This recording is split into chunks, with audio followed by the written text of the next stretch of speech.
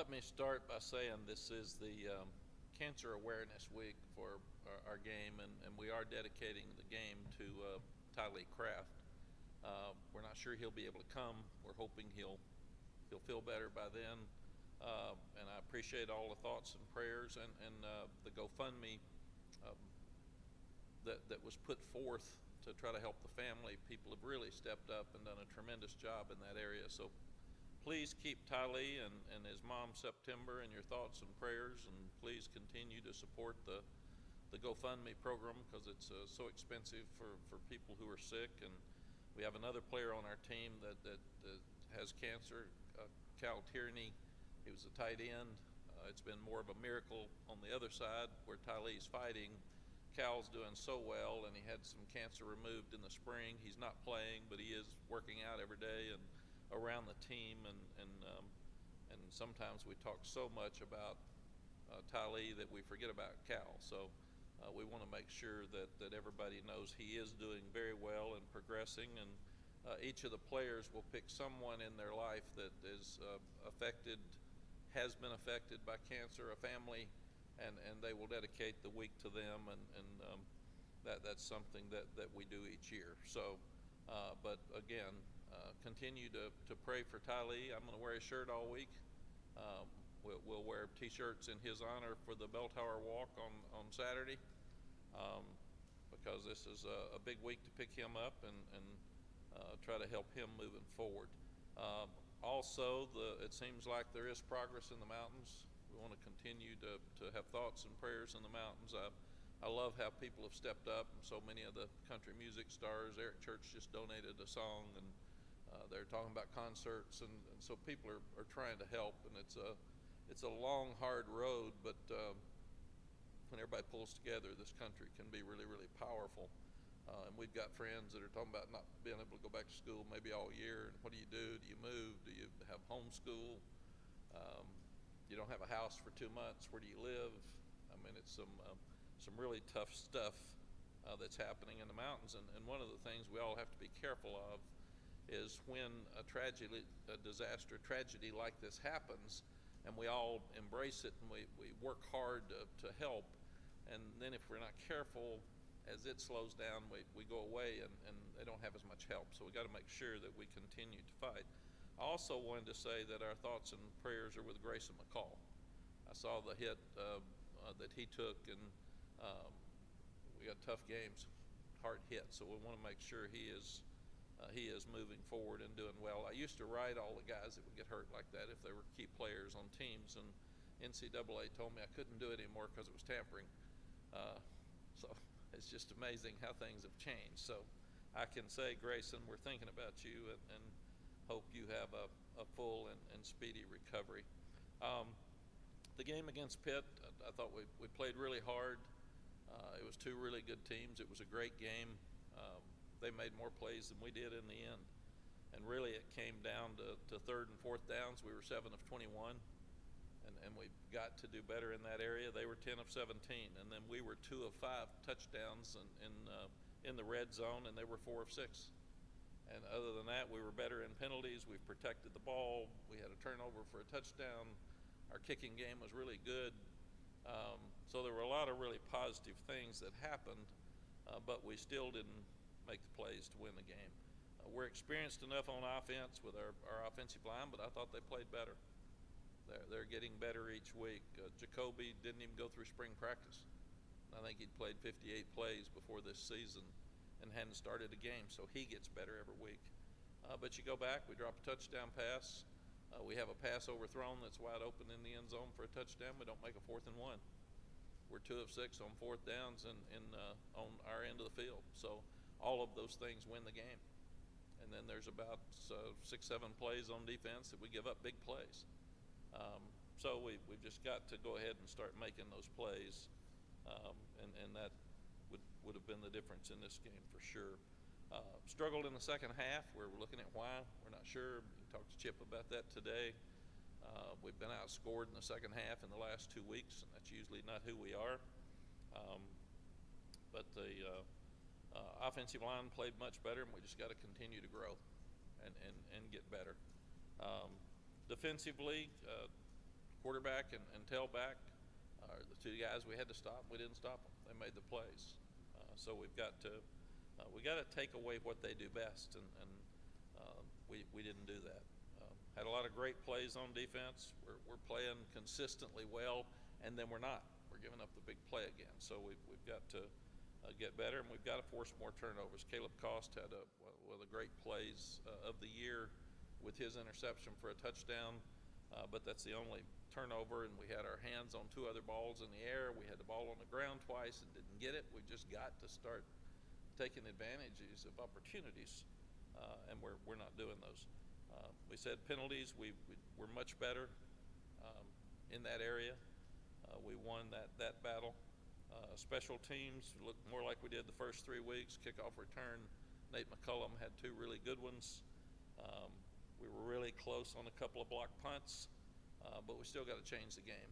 But we did win the kicking game, and that was a huge part of it, and in a phase as we were looking at the video after the game. Georgia Tech, Brent Key is the new head coach. He's done a really good job. This is his second full season. He was an offensive lineman at Georgia Tech. They're 4-2. They're a lot like Pittsburgh. They're physical. They can run the ball, but they've got Hayes King's a really good quarterback that's a dual threat. He can run, and we didn't stop the running quarterback last week very well. But he's also got an outstanding arm. Coach's kid out of Texas. He's a transfer from Texas A&M. Jamal Haynes is a really good running back. He got over 100 yards against Duke. He was a converted wide receiver. They use a lot of shifting and motion, and they've got really good skilled people. So they do a good job of getting the ball to their skilled people in space. They're only giving up 19 points a game, so they're playing much better defense than last year. Last year we had a shootout with them, but they're playing great defense right now. Their rush defense is only giving up 87.5 yards per game, and 44, Kyle Eford, leads the team in tackles with 42, and he's all over the place. He's really a good player, and he's fun to watch. You look at college football in general, it's crazy right now. It's down to who makes the best plays at the end, because there's just a fine line between most teams. There's some that are better than everybody else, and everybody else got a chance each week. You look at Vanderbilt beats Alabama, #1 Alabama. They did it by keeping the ball 40 minutes. Washington gets beat by Rutgers last week and beats Michigan. Michigan last week beats Minnesota by 3 points. Minnesota goes and beats USC. Then you look at A&M beats Missouri badly. Missouri is a top 10 team. You start looking at Miami's down 25 against Cal and comes back and wins. Virginia has an 18-point fourth quarter and wins. If you look at James Madison, as good as they looked against us, they got beat 19-21 against Louisiana Monroe. It's really, really crazy to see how college football is right now, because you just don't know. Every week that you walk out there, it's exciting, but we're headed more toward the NFL. I'll bet you we'll end up having some 8-win teams in playoffs, because you just got to make the plays each week. And that's just something happens. So from our coaches, we've got to continue to coach better. People that coach the best are going to be the ones that are going to win, because it comes down to those 10 plays a game. And that's what you got to do. I thought our guys were ready to play. I thought they played really hard. We've just got to continue to help them as coaches and help them make plays. Questions? So when you're looking at the film, you're talking about these 10 plays. It seems like every game is kind of like that. You start tackling those plays. 10, around 10 each week for you guys, or maybe in this week was there maybe more because of the big plays defensively and some of the missed opportunities on offense? Yeah, no, there were 8 on defense, and they're probably, like I said, we dropped a touchdown pass. We don't make a 4th and 1. A pass is overthrown with the end zone that could have been a touchdown. We don't make 4 of the 6 fourth downs that all could have been touchdowns. So you could ask Chip exactly. I sat down and I went over all 8 with the defense this morning, and why and what happened and what we could have done differently. How do we start having fewer? And then I just did the same thing with the offense, and I'll do the same thing with the special teams this afternoon. You mentioned the 4th and 1 the other night. You were talking about analytics, and you've talked a lot about analytics the last few years. When did analytics become a thing for you, and was there any form of analytics when you were at Texas? And if so, did you rely on anything like that? Yeah, Andrew, it's a good question. I haven't thought about it, so I'll try to give you an answer here. When we were at Texas and we started playing Texas Tech, and Mike Leach was going for fourth down every time. He went for 13 fourth downs against us one time in Austin. I think he made 4 of them. He said, I was going to get beat anyway, so what the heck, we'll go for it. So we made a decision when we were playing Mike Leach, if we crossed the 50, there were no field goals. Everything was fourth down, because you're going to have to score touchdowns, because he was going to score some touchdowns. So that was kind of analytics. We didn't know it at that time. There wasn't such a thing. And now we get an analytics report every Monday. We really get it Sunday, so we go over it in a staff meeting this morning, and they agreed with everything we did except one. They thought I should have gone for the 4th and 2 that we didn't go for on the -30, I think. And we punted, and we held them, so we made the right decision. And they said, we would have told you to go for it. The way it worked out fine because you stopped them and got the ball back. So what I told the coaches is that there's one thing to go for them, you got to make them. Now, if we'd kicked 3 field goals and those other, we'd still got beat. But we would have had a better chance. But we knew we had to score touchdowns going into this game because they were a team that was scoring a lot of points. So you take the analytics and then you take it to the momentum of the game, and then you put it in what's best for your team at the moment. So I take the analytics every time, and I go with my gut to do what I think is best. It's like at the end of the game, they helped us some by throwing incomplete passes, because then we could use our timeouts, and you've got to strategically use all your timeouts, which actually would have given us a chance, and we nearly intercepted the pass right before the field goal. If we do that, I mean, we're driving to score to tie it up instead of them getting 10 points. So analytics is something that all of us are looking at.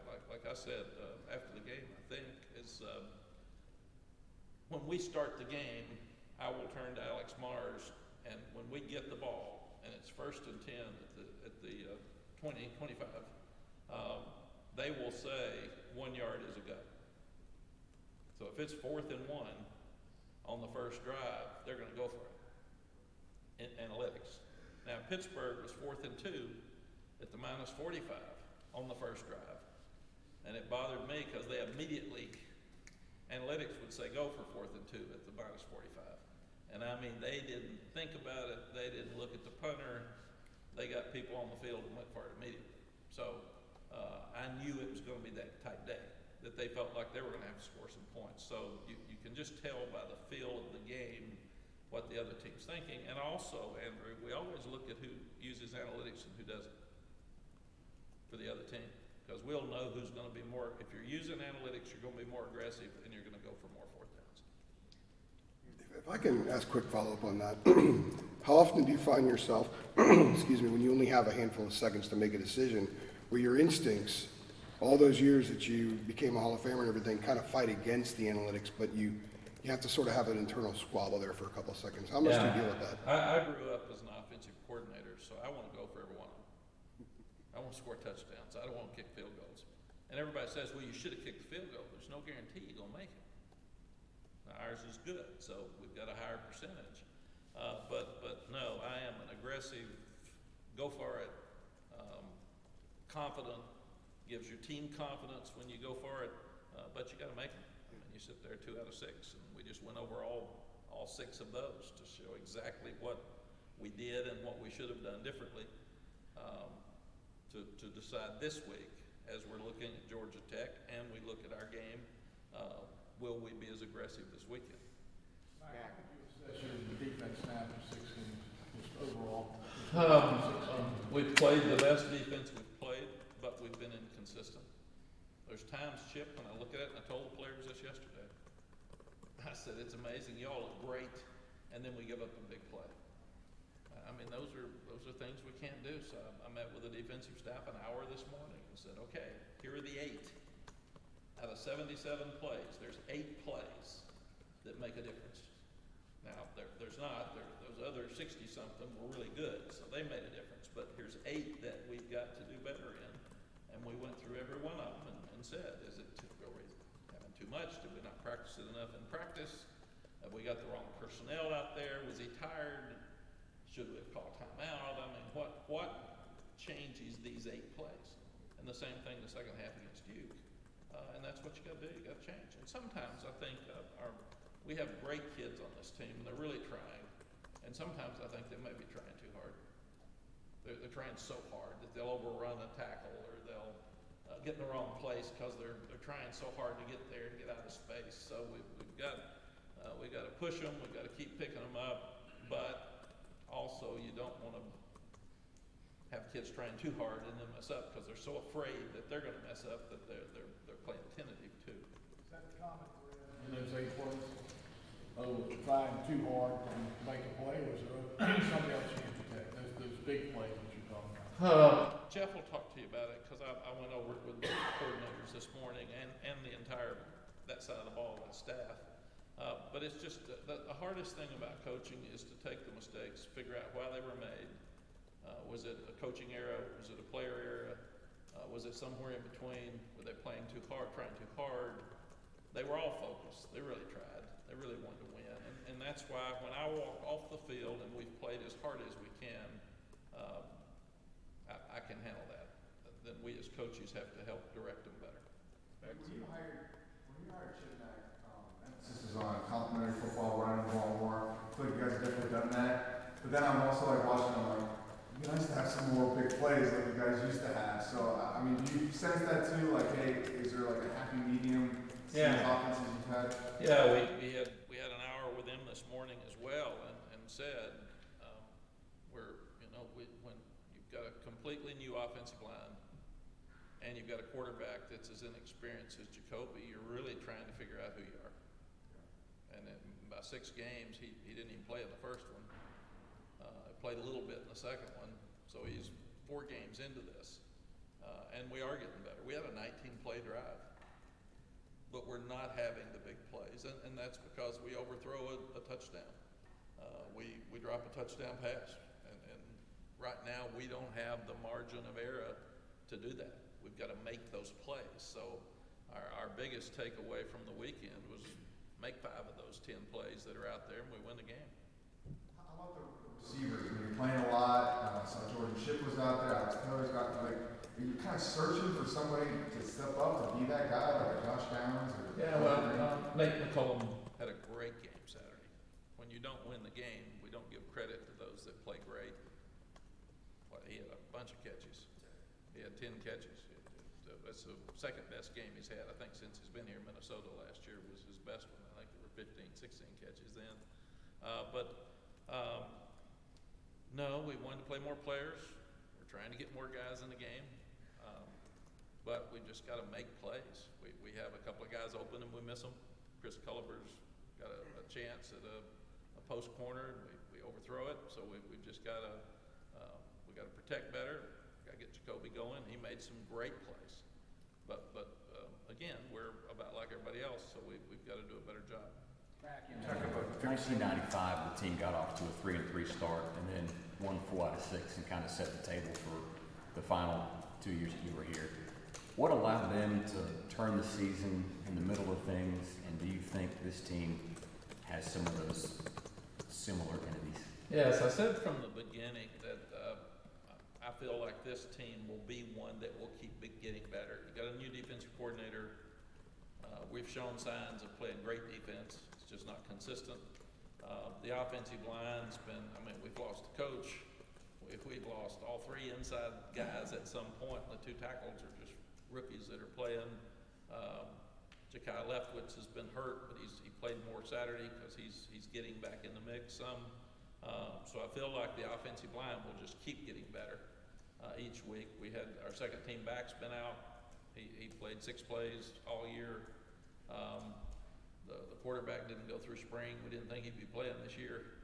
So the offense has had a load thrown at them, and they're really working through some things. We just talking to the coaches a few minutes ago. You have a 19-play drive. That's hard to do.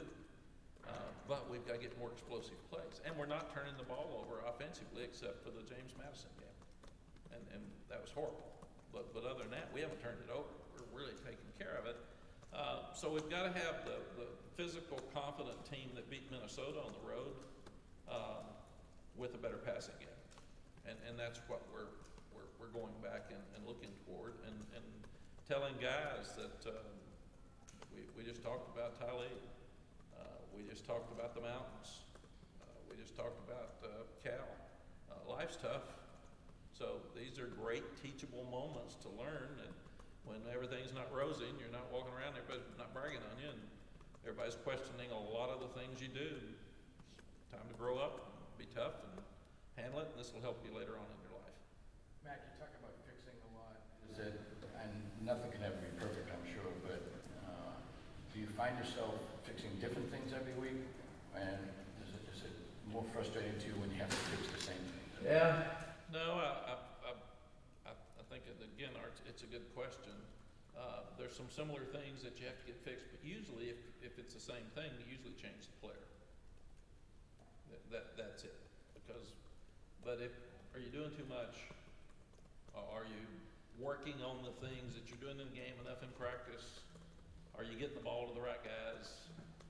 Are you, our protection, we didn't protect well against James Madison. We didn't protect well against Duke. The protection was so much better Saturday. The blitzes didn't get there.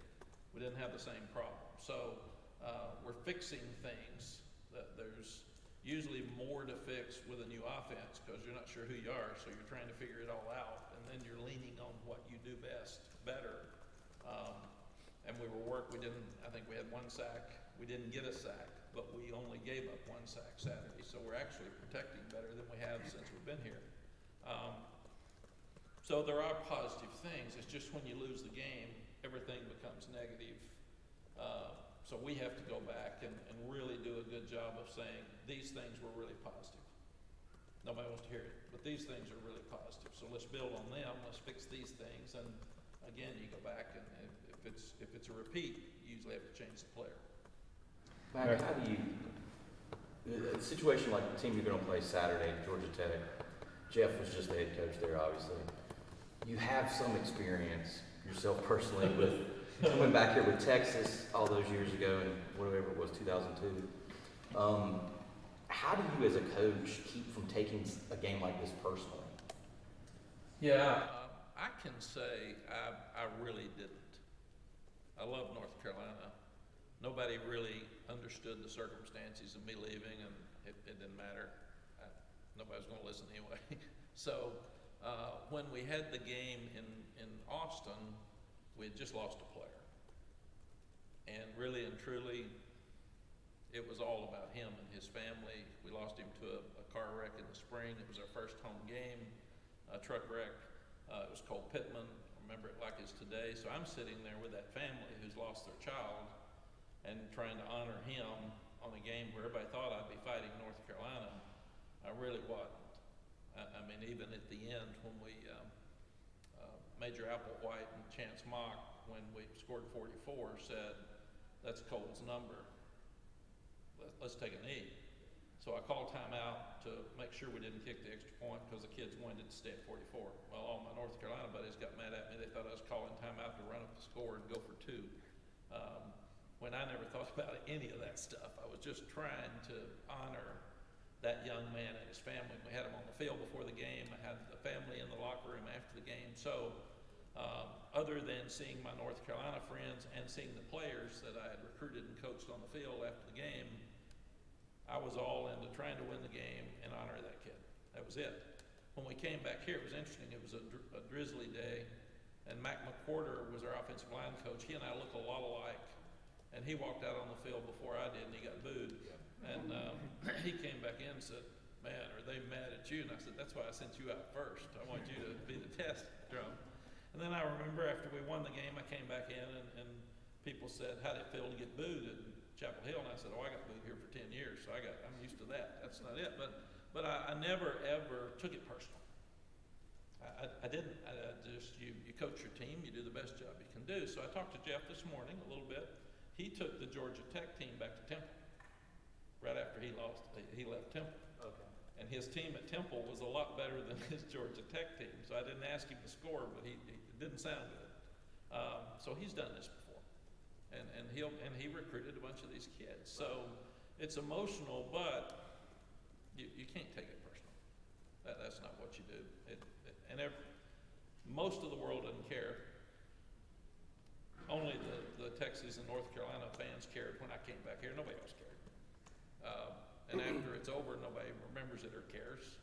So it really would be very, very selfish for you to think it's about you when it's really not. It's about the kids in the two universities. So did you get, if I could just follow up on that, AJ? Yeah. So did Jeff give you a laugh today when he told you that? Like when you, like, No, okay. Yeah, well, I told him, I said, I've done what you're about to do, and he said, me too. Okay. And it wasn't good. So he said, I'm good. I've moved on. We got things we need to fix on defense, and we got to play better. So that's what he'll tell you in a minute, I'm sure. I was just gonna add really very quickly, you said nobody cared. That game was an ABC primetime game, wasn't it? Which one? When you came back here? I don't even know. I think it was an ABC primetime Was it? game. It was a pretty good game. Yeah. But you know, again, if it's all about you, this doesn't last long. It's got to be about your players.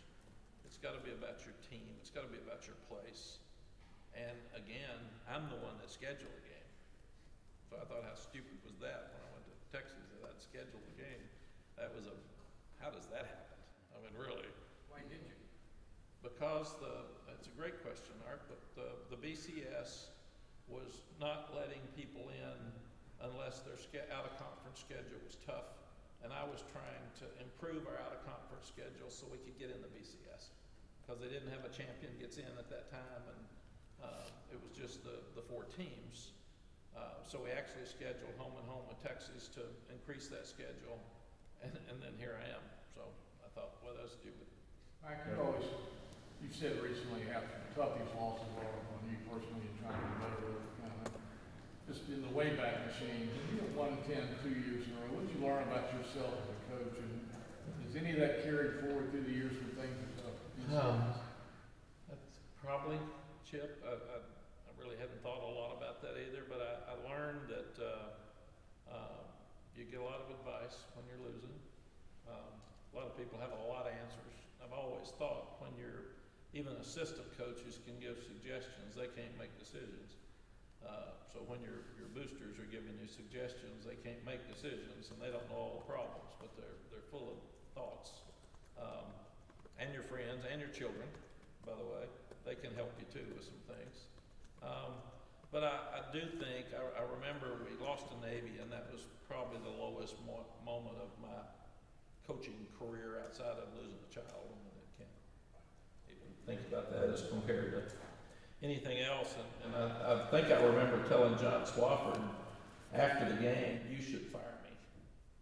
I should quit. This is awful. I mean, we can't keep doing this. And he said, well, nobody else will take it. It's too bad. So I'm not going to fire you. And I thought, yeah, that's probably true. Because Navy had not won a Division I game in 3 years. And we lost to them on a pass down the middle that I'll never forget. But I could see recruiting was going well, and we were getting better. As I said, we couldn't look at wins and losses. We had to look at wins that were kind of like some of the things I'm talking about today. If we gained more yards than they did, if we didn't fumble the ball, those things were wins. So we were having to find our wins, but the kids were playing hard, and I really feel like, Chip, when you spend all your life recruiting these kids, and then you're coaching them every day, if they go out there and they do everything they can do and try their hardest, and I thought our coaches did that Saturday, and I thought our players did that Saturday, then you come back in and you try to help them correct things. But I can't handle a team that doesn't give everything they got. I just can't coach that. And that's so, don't like losing, but if we do everything we can do, and then we can fix a few things and keep doing it, then I'm okay with having 100% effort. Just tell anybody here that if we ever lose 41-0 again, turn the scoreboard off when the game's over. Yeah, I think that was stupid of us to keep it on. Yes. I know, obviously, last week Cameron was kind of working his way back in there, and he got in a little bit the other day. When did you guys know that he'd be able to play, even though it was a little bit? When did you guys figure out, he'd be able to play, and what was just kind of, the process of getting him out there and everything like that? Yeah, Thursday night. It was that late in the week because we wanted to make sure that he was 100% healthy. He was practicing, and Jeff and Ted did a great job of sitting down with him and saying, we know you're not going to be out there 70 plays. We know you're not ready to do that because you're just working yourself back in. And here's where we'd like to use you. We'd like to use you on third down only. We'd like to use you in this one package.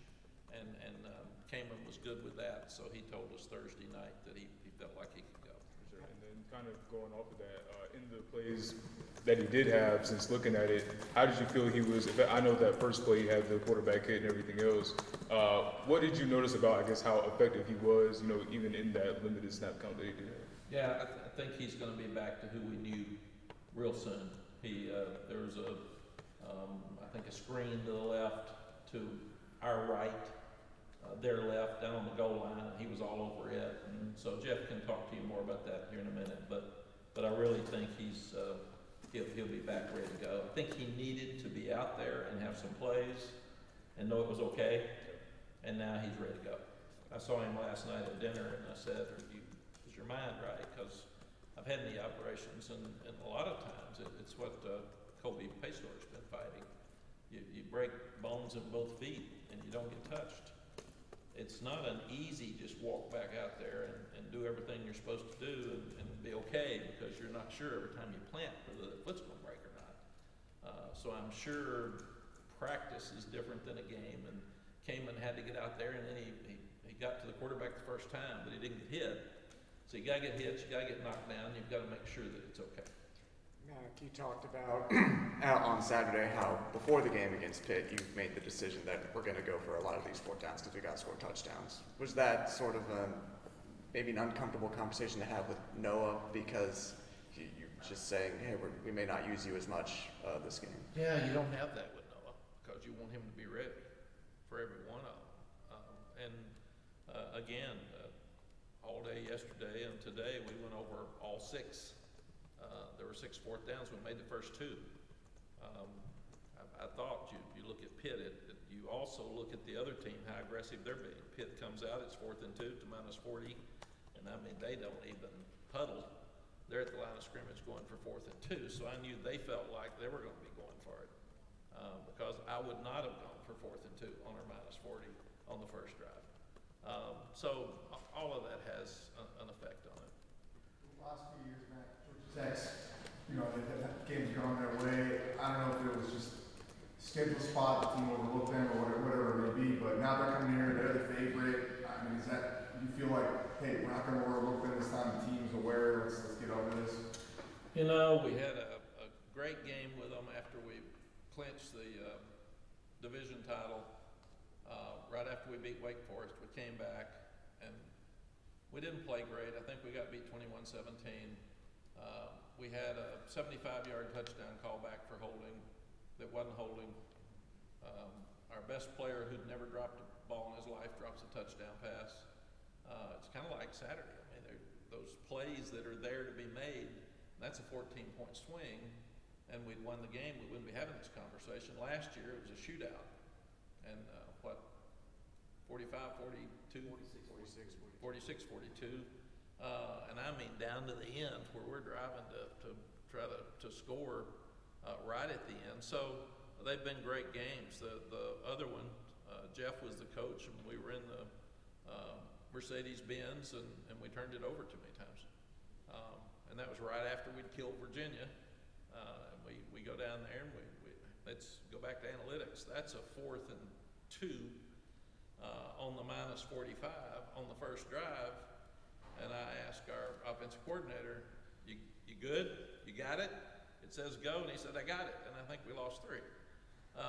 So there you go for analytics. Analytics are good when you make them. And then the quarterback Jeff had at that time, Sims, my God, he comes off the bench and he plays the most unbelievable game there's ever been. This has been it's been a good game for years. I remember when I was here before, I think the thought was, and you old timers, we could never beat Georgia Tech in Atlanta, and they couldn't beat us here. We tied them 10-10 in 1990 when they won the national championship. Excuse me, they tied us 10-10. They had to kick the field goal at the time. We didn't have overtime at that time. And then, gosh, they were top 10, and we beat them here with Bill, who was their head coach? Bill Lewis, and tore down the goalpost, and that's when they took them down to Franklin Street. And I got in trouble because I said, I'd like to see that again. The chancellor called me and said, we could have kids die. Don't be talking about tearing down goalposts. So, but it's been a great series. You beat them up there in 97. I'm sorry? Didn't you shut them out up there in 97? Yeah, but it was, I think it was the week before the Florida State game. It was down there on a Thursday night, and it was a fight. I think it was like 28-24.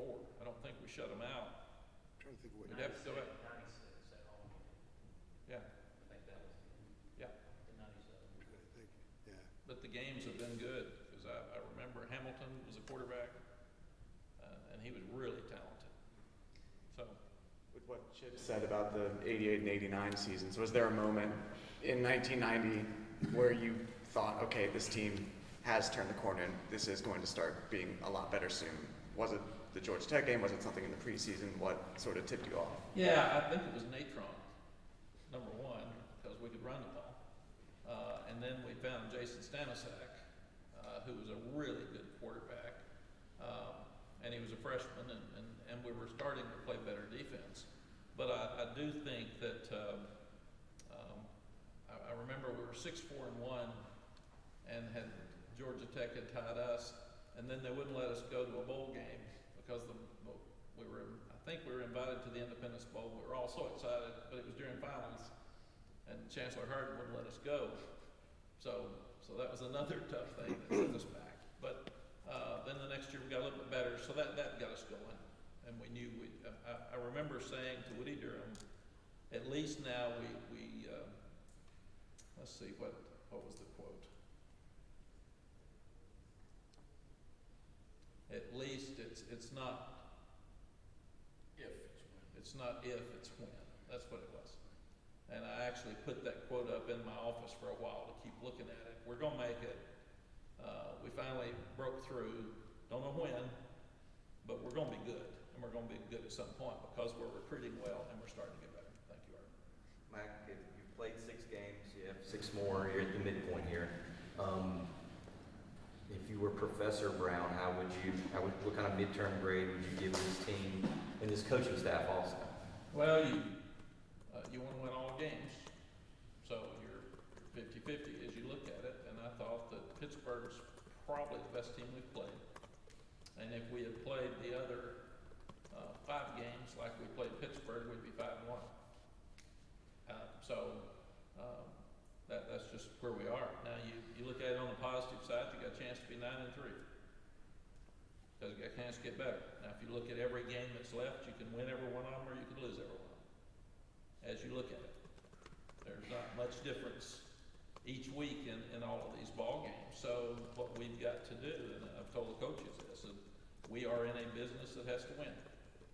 So what we have to do is start taking these tight games, like at Duke, there's a player or two. Like at Pitt, there's a player or two. The James Madison thing was crazy. That was awful. It was just a bad day. But these other games are going to be just like that. And we as coaches have to do a better job coaching than we've ever done in our lives to take those plays that aren't working and make them work. And that's what it's getting down to. I told the players, I said, you think they're having conversations that are tough at Alabama today? I mean, everybody that loses now has got tough conversations. And the fact that the clock runs faster, when somebody can hold the ball against you, you can get beat. I mean, that's one of the great things Georgia Tech does. They dominate time of possession. So, because they can run the ball. And their quarterback's really, really talented, but he's a dual threat. So that's what you got to look at this weekend. How much tougher are the conversations when you've lost 3 in a row? With With the players, and do you see them receiving everything the same way? you know, a lot of people start pointing fingers, and I told them the other day, make your focus so strong that you don't let distractions get in the way. And that's what you got to do. It's a great learning experience for them. And we don't blame players. What we do is sit on the video and show them exactly what happened, and show, you got to, number one, show them why it happened, what happened, why it happened, who did it, and then what we're going to do to fix it. That's our job. We don't sit and gripe. We don't sit and do this. And if a player continues to make the same mistakes, at some point you change players if you've got someone else that can be in his position. But that's what we do. So when the players say what happened, you show them. And you have to be careful, because you want to show them the positives, and you've also got to show them the things that didn't go well that you can fix. But it's really, really important for the players, and it'd be healthy for the fans when you sit and watch 68 great plays on defense, and then hear the ones we got to fix. The players can say, God, they played good, man. We got to make 8 plays. That's it. And you got to make them on Tuesday, and you got to make them on Wednesday. And I've also said, Joel Klatt had a great little analogy a month ago about why there will be more upsets in modern day football than in the past. And it was all about the distractions that kids have. That they've got social media. We didn't have any of that. They've got it, good and bad. After a win, they brag on them too much. After a loss, they beat you up too much. And it's somewhere in between. Always the truth. You're never as good as they say you are after a win. You're never as bad. I told the guys yesterday, after we win, I get back and watch the video, and I'm mad because the same 8 plays that we got to fix, but nobody sees them because you win. Everybody lets them go. And then he said, and you got agents that are talking to you all the time. Then you've got transfer portal. First time you get mad. Then you've got NIL. I want more money. He's making more than I am. I'm not making enough. Well, I had a good game. Well, I need more money. So it's then you got school. Then you got tampering.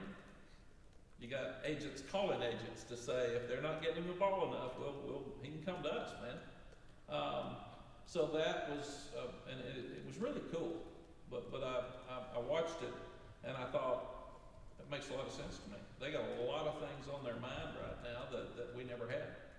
And it's going to lead to more distractions, and it will lead to more upsets.